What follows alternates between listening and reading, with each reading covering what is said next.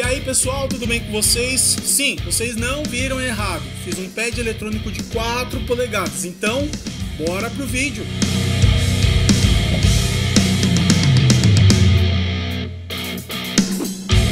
Seja bem-vindo, eu sou o Rafael Moura e esse é o canal Um Pouco de Tudo, mas Muito de Nada.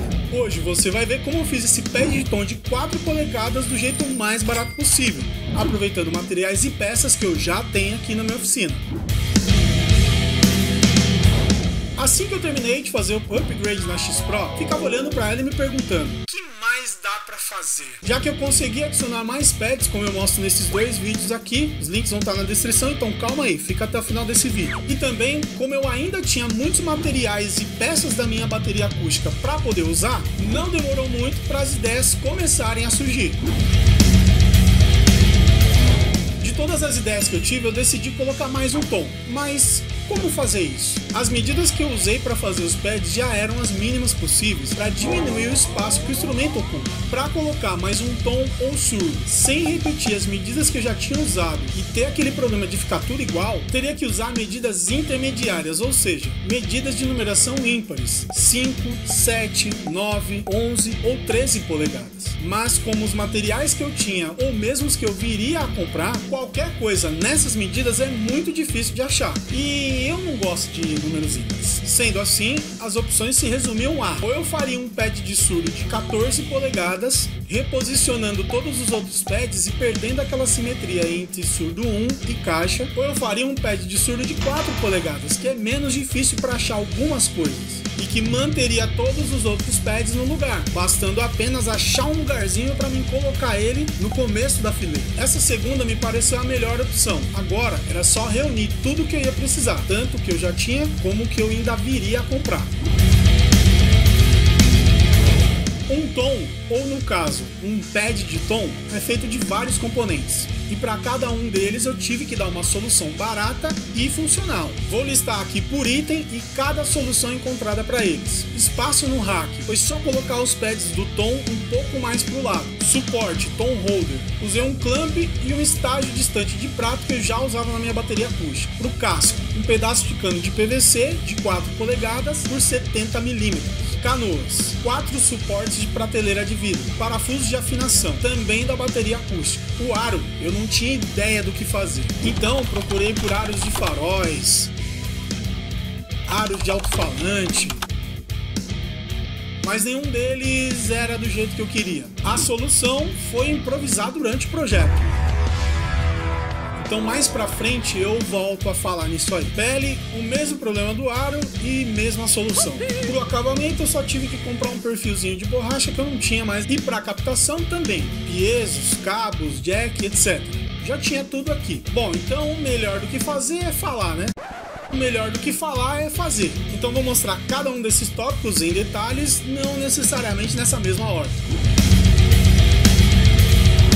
Eu tinha essa barra de PVC de 4 polegadas ou 100 milímetros que tinha sobrado de alguma obra aqui em casa. Antes de cortar o pedaço que seria o casco do pad, tem que fazer um corte para deixar tudo no esquadro. Isso é muito importante para o alinhamento de todas as outras peças que vão ser colocadas dentro. Em seguida, fiz a marcação do corte com 72 milímetros. Esses 2 milímetros a mais seriam consumidos pela serra e pelo lixamento. Fiz isso 2 vezes, cortei mais um pedaço igualzinho do mesmo jeito, só que esse segundo seria para fazer o reforço interno, já que as paredes desse cano eram também muito finas, então para garantir já foi logo assim. Nesse pedaço de reforço fiz um corte perpendicular e mais outro para tirar o excesso. Lixei o casco por dentro, o reforço por fora e colei tudo com cola de cano.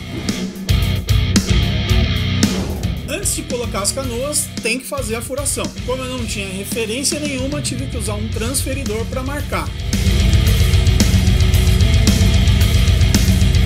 Furar o PVC é super tranquilo. Esses suportes de prateleira de vidro são super baratos e fáceis de encontrar em qualquer loja de materiais de construção. Eles têm tamanhos diferentes, o que para um olhar desatento é muito fácil de confundir, o que pode atrapalhar na hora da montagem. Tenha certeza que está usando todos do mesmo tamanho. Eu tinha 6 deles aqui, mas tentando fazer uma adaptação que não deu certo, eu estraguei todos. Então depois tive que comprar mais 4 para terminar o projeto. Esses eram um pouco menores e não precisaram dessa adaptação. Por muita sorte, os parafusos de afinação da bateria têm a mesma rosca desses suportes. Parafusos esses que eu tive que cortar para dar o tamanho ideal que eu precisava. Só para salientar, eu podia ter usado as canoas e caneca de uma bateria acústica normal, só que é uma peça muito pequena e não ia ter espaço para tudo isso. Os parafusos que prendem os suportes, ou agora canoas, também tiveram que ser alterados. Tive que lixar bem a cabeça deles para entrar no vão e cortar os excessos que ficavam para dentro do casco, porque o espaço ali é bem limitado. Eu tinha dois clamps na minha bateria acústica, um Gibraltar e outro Adá. Esse último estava meio baleado, então precisei dar um trato nele. O outro estava zerado. E esse estágio distante de prato antigo, que eu nem sei que marca que é. E claro, também precisou de um talento. Troquei o parafuso que prende o prato no lugar por esse aqui.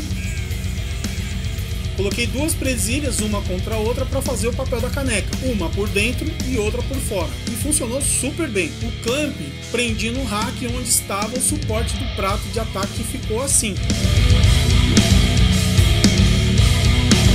Sem saber exatamente como ia fazer isso, comecei cortando uma chapa de PVC.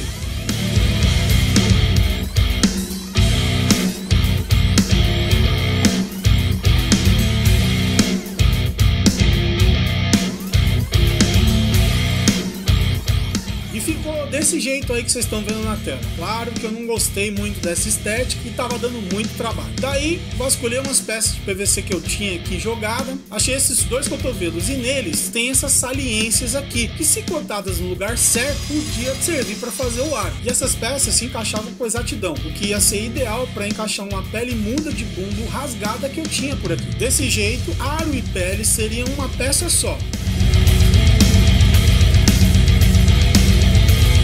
Desde que funcione e fique bonito, pra mim não tem problema. Mas esse conjunto não teria essas abas que os aros comuns têm para acomodar os parafusos de afinação. A solução para isso foi colocar arruelas maiores para fazer o contato com o aro e os parafusos rentes e alinhados. Qualquer folga aqui faria o parafuso escapar, então foi preciso alguns ajustes até tudo funcionar bem.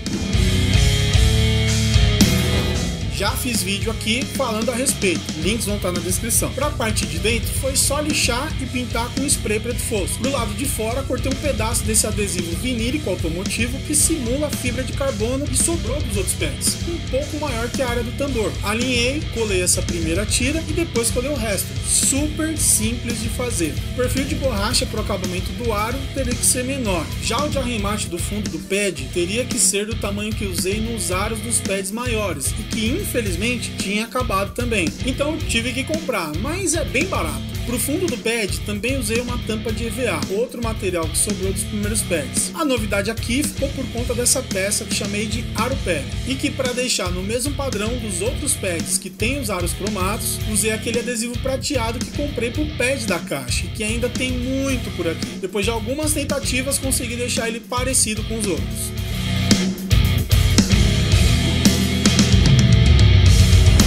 Outro quesito que já fiz vídeo aqui no canal e que basicamente repliquei o processo nesse pad. A única alteração foi diminuir o tamanho do suporte do captador usando um cano de diâmetro menor. Não vou aprofundar muito esse assunto nesse vídeo porque já está longo demais. Mas estou trazendo um outro formato de vídeo onde mostro mais do material bruto que usei para produzir esse vídeo aqui. São vídeos menos elaborados, com menos firula, só que são mais longos e detalhados. Então se você tem vontade de saber como foi esse processo nos mínimos detalhes, dá uma conferida lá. Os links, como sempre, aqui na descrição.